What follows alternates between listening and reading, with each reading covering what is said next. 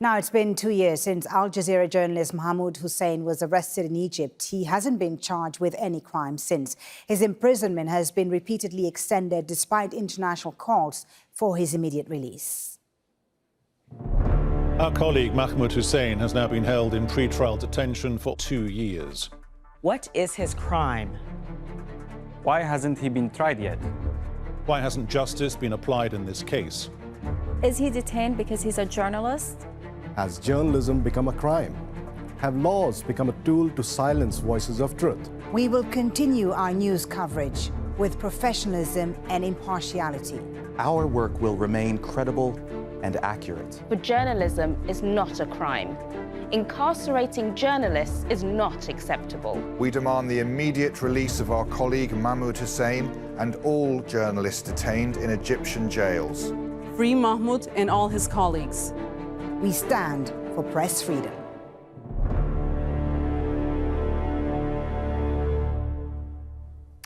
Well, earlier we spoke to Mustafa Swag, who's the acting director general of the Al Jazeera Media Network. He says the imprisonment of Mahmoud Hussein is a violation of Egyptian law itself.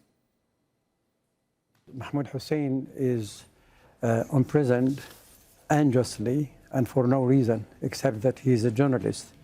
So when you have an oppressive regime that doesn't like media freedom, that doesn't like journalists, and especially they don't like Al Jazeera because it has all these characteristics, then it's not an easy thing to deal with because the law is not respected and is not enforced.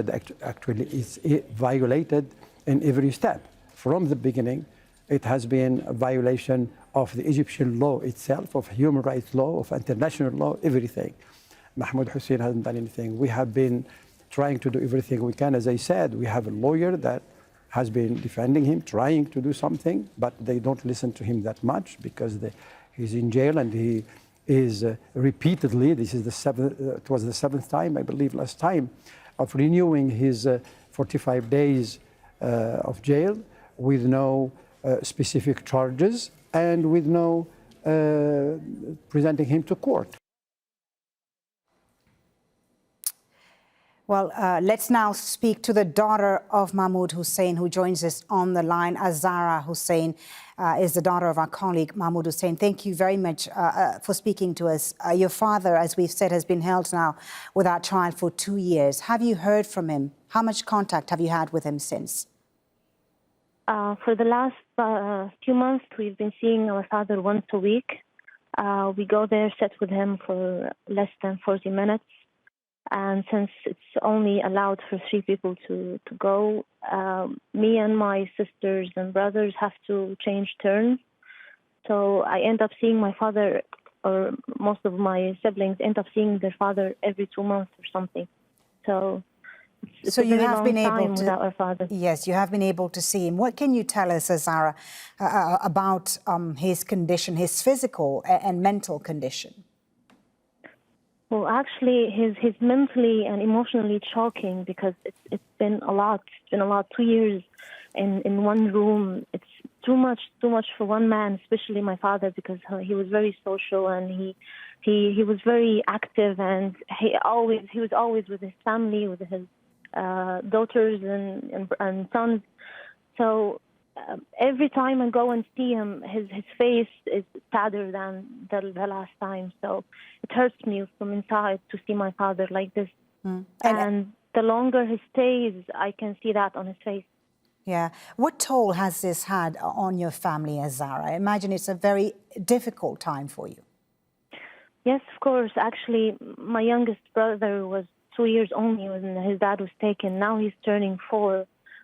Including 2 years without his father. He can't even, sometimes he can't remember his face, and he doesn't go that much because the prison and the visit is very hard for him to handle, wait in lines for too many hours. My grandfather and grandmother, all of them, the two of them have been sick, and even my grandfather has been paralyzed, from the shock. It's been like 11 months ago. He was with my father visiting him, and emotionally he was very distressed, and he went back home unable to move, and it's the same until now. So it's very devastating. It's ruining our family. I can't describe how hard it is for our family. Yeah, I can imagine. We are 9. Yeah, we are 9 siblings, and each one of us in a different stage of, school and life. So everyone's life is paralyzed. So all of us, it feels like it's not only my father who's in prison. It's all of us. Yeah, we are all in the prison with him. There have been calls and a campaign around the world calling for Mahmoud Hussein's release, Az-Zahraa, from journalists around the world. What would you like your father to know today about, the efforts that are being made for him? Yes, actually, whenever I see such events, I go there and tell my father. Of course, that changes, his spirit and his emotional situation. But actually, the situation here in Egypt is very hard. So you can't figure out really what's going to make the change. What's the point that this will all disappear and, life will go back as it were before. So yes, of course, all these events and, and solidarity stands with our father. It feels great, to have this support. But still, we want something to happen. I'm scared that my father is going to be forgotten. 2 years is too much, and I'm scared that the number is only going to get higher. What's your message? Terrifying. What's your message, Az-Zahraa, to the Egyptian government today? Well, actually, I don't know. I wish that I would speak to someone and ask him why. I only want to know why. If he had done something, why don't give him a trial?